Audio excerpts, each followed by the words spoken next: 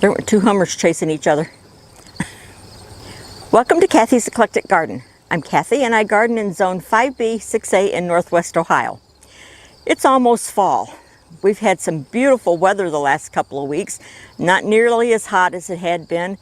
So it's cooled way down. It's getting down in the 50s, high 40s at night, and staying in the 70s most of the time during the day. So we're going to look at today the garden that I planted back in the end of May. That was my newest garden, and I promised you an update later on, and we'll get to that in just a few minutes. We'll be right back.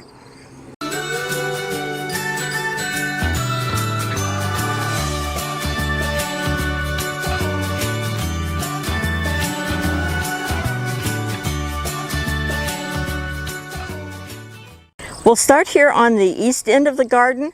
This garden runs east and west. It's a long, narrow border garden on the north side of our property. Here we have a pineapple sage. It's in a pot. It's actually sitting outside the actual garden area, the bed area.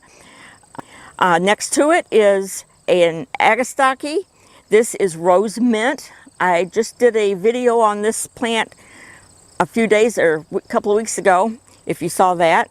And it is way bigger than I anticipated that it was going to be, so I'm really happy about that. I will be planting this particular agastaki in other areas of my garden.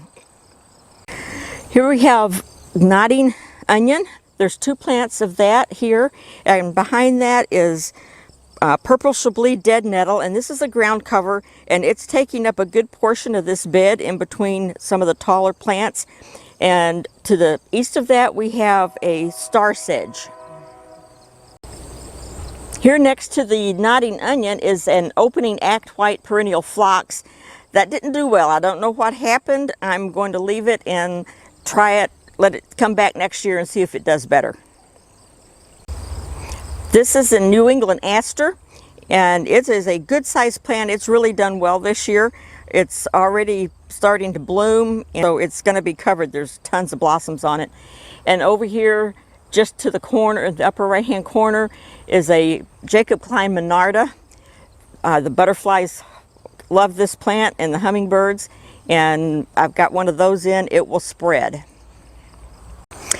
Here we have pineapple sage, and this one is in bloom. It's not in full bloom, but it's blooming more than the other three. It is in a pot because it's tender perennial. It may come back and it may not. I wanted to wait before I put it in the ground and see if we're going to be able to overwinter them here. This has 10 flower stalks that are blooming. There is another one. This is on the east side of this stepping stone path. There's another one on the west side that is not in bloom. Here is one of the two showy goldenrod plants in this garden. There's this one on the west side of the stepping stone path, and there's one on the east side that's just starting to bloom. This one is in full bloom, and the bees are absolutely loving it. This is the #1 stop for bees this morning.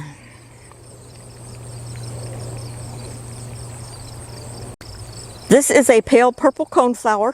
It is not your standard purple coneflower that you see growing in the wild.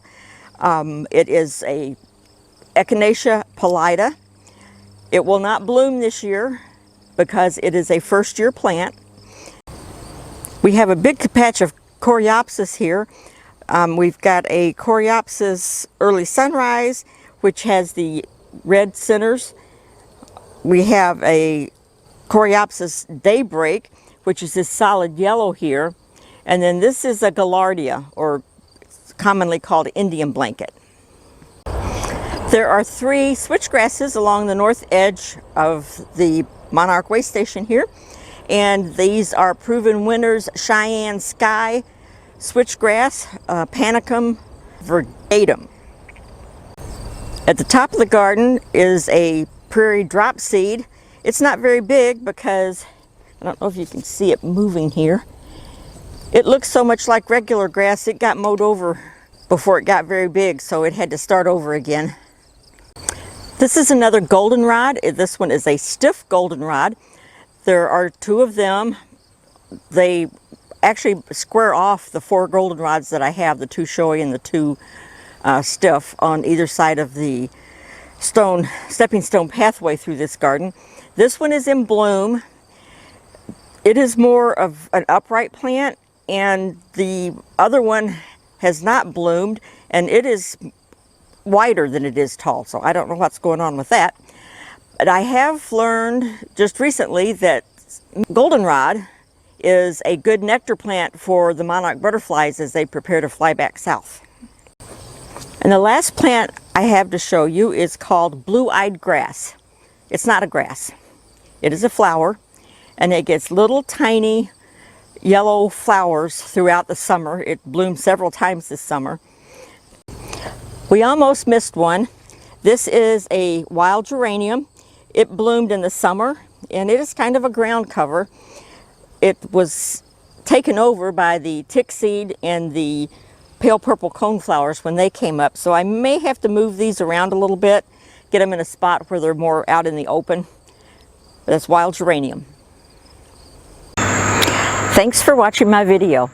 I hope you enjoyed it and learned something. Until next time, bye-bye.